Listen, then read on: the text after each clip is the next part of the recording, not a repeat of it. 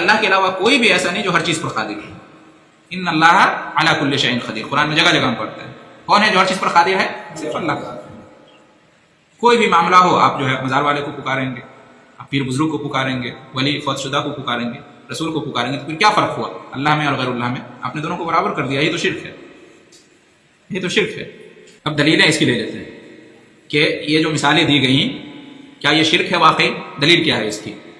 قرآن و حدیث سے اس کی کیا دلیل ہے کہ غیر اللہ کو پکارنا ایسی چیزوں میں جس پر صرف اللہ قادر ہے یہ کیا ہے؟ شرک ہے. اس کی کیا دلیل ہے؟ دلیلیں اس کی قرآن میں ہے فَإِذَا رَكِبُوا فِي الْفُلْكِ دَعَوُا اللَّهَ مُخْلِصِينَ لَهُ الدِّينَ فَلَمَّا نَجَّاهُمْ إِلَى الْبَرِّ إِذَا هُمْ يُشْرِكُونَ. سورہ عنکبوت آیت نمبر 65.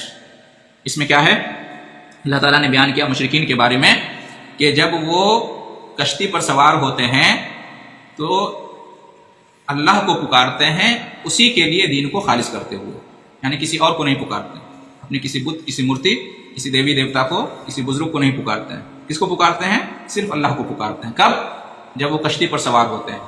سمندری سفر پہلے ہوتا تھا نا، جہاز اور کشتی پہ، اور تو اس میں بہت زیادہ امکان رہتا تھا طوفان وغیرہ آنے کا، کشتی کے ڈوب جانے کا. تو ایسے موقع پر یہ مشرکین جو دن رات مورتیوں کی پوجا کرتے تھے، ساری مورتیوں کو بھلا کر صرف اللہ کو پکارتے تھے. یہ کون کہہ رہا ہے؟ یہ تاریخ، ایسا نہیں کہ تاریخی بات ہے آپ کہاں سے بیان کر رہے ہو تاریخ، یہ قرآن کہہ رہا ہے، اللہ فرما رہا ہے. یہ سمجھ گئے نا؟ فَلَمَّا نَجَّاهُمْ إِلَى الْبَرِّ، لیکن جب وہ سمندر سے نکل کے باہر ساحل پہ آ جاتے تھے، خشکی پر آ جاتے تھے صحیح سلامت بچ کے، اِذَا هُمْ يُشْرِكُونَ، تو پھر شرک کرنے لگتے تھے. پھر کیا کرنے لگتے تھے؟ شرک کرنے لگتے تھے. اس آیت سے کیسے معلوم ہوا کہ اللہ کے علاوہ دوسروں کو پکارنا اس طرح کی مصیبت اور پریشانی میں جس سے صرف اللہ ہی نکال سکتا ہے یہ شرک ہے؟ اس آیت سے کیسے معلوم ہوا بتائیے؟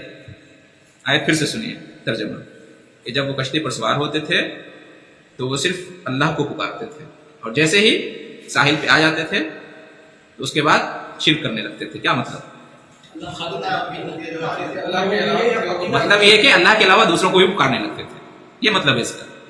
یعنی سمندر میں جب ہوتے تھے تو صرف اللہ کو پکارتے تھے، اور جب سمندر سے باہر آتے تھے تو شرک کرنے لگتے تھے، یعنی اللہ کے علاوہ دوسروں کو بھی پکارنے لگتے تھے. سمجھ رہے ہیں؟ یہ اس آیت کا مطلب ہے. تو اس سے معلوم یہ ہوا کہ غیر اللہ کو پکارنا ایسی چیز میں جس پر صرف اللہ قادر ہے، یہ کیا ہے؟ شرک ہے. یہ تو مشرکین تھے اس زمانے کے، وہ ایک جانب میں شرک کرتے تھے، مصیبت کے وقت شرک کرتے تھے، کیا کہتے ہیں، خوشی کے وقت شرک کرتے تھے. آرام، خوشی، جب کوئی پریشانی نہیں ہے تو شرک کرتے تھے، اس کا بیان ہے. لیکن مصیبت میں شرک کو چھوڑ دیتے تھے، توحید کو اپنا لیتے تھے. لیکن آج کے جو مسلمان مشرکین ہیں، کلمہ گو مشرکین، خوشی ہو یا غم، نعمت ہو یا مصیبت، دونوں حال میں غیر اللہ کو پکارنے والے پکارتے ہیں. علی کو، حسین کو، عبد القادر جیلانی کو، معین چشتی کو، نظام الدین اولیاء کو، جو ہے خوشی ہو یا غم، شادی ہو یا میت، مزاروں پہ جاتے ہیں اور اپنا سارا کاروبار کرتے اور کرواتے ہیں. تو زیادہ عقلمند تو وہ تھے، عرب کے مشرکین تھے، وہ کم سے کم مصیبت اور پریشانی میں دوسروں کو بھول جاتے تھے، اللہ کو پکارتے تھے. لیکن ہاں جی ہاں، لیکن آج ان مشرکین کو جو کلمہ گو ہیں، اللہ ان کو ہدایت دے کہ یہ دونوں صورتوں میں شرک کرتے ہیں، ان کا شرک اور زیادہ خطرناک ہو جاتا ہے.